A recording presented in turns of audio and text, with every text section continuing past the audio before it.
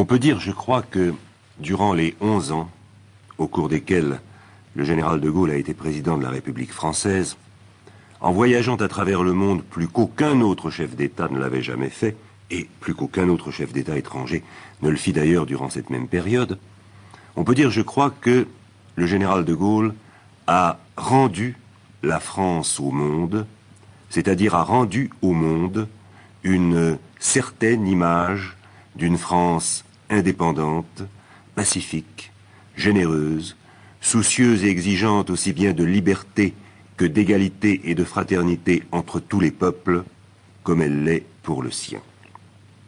Durant ces 11 ans, le général de Gaulle fut reçu dans les principaux pays d'Europe, d'Afrique, d'Amérique du Nord, d'Amérique latine. Il se rendit au Moyen-Orient, en Extrême-Orient. Il fut en contact avec les systèmes politiques les plus opposés, avec les civilisations les plus diverses et avec toutes les races. Durant ces 11 ans, la France construisit et affirma, par la voix du général de Gaulle, autour des principes de l'indépendance, de la coopération, de la paix, une politique étrangère à vocation universelle. C'est ainsi que le 22 janvier 1959, à Paris, alors qu'il venait d'être élu président de la République, et à la veille d'aller porter au monde ce message de la France, le général de Gaulle l'expose aux membres du corps diplomatique en s'adressant à son doyen, le nonce apostolique. Monsieur le nonce, veuillez être assuré que la France, pour sa part, est animée des plus cordiales intentions à l'égard de tous les peuples, oui, de tous les peuples, sans exception.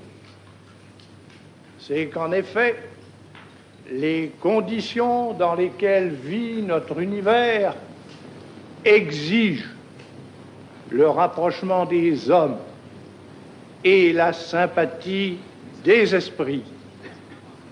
L'humanité est soumise à des impulsions, à des oppositions de doctrines et d'intérêts plus générales et plus vives que toutes celles qu'elle ait jamais connues, tandis qu'en même temps, des moyens gigantesques de destruction peuvent être à chaque seconde mis en œuvre sur toute la terre. Devant ce danger commun à tous nos semblables, la loi de l'espèce, ou bien le dessein de Dieu. Sample complete. Ready to continue?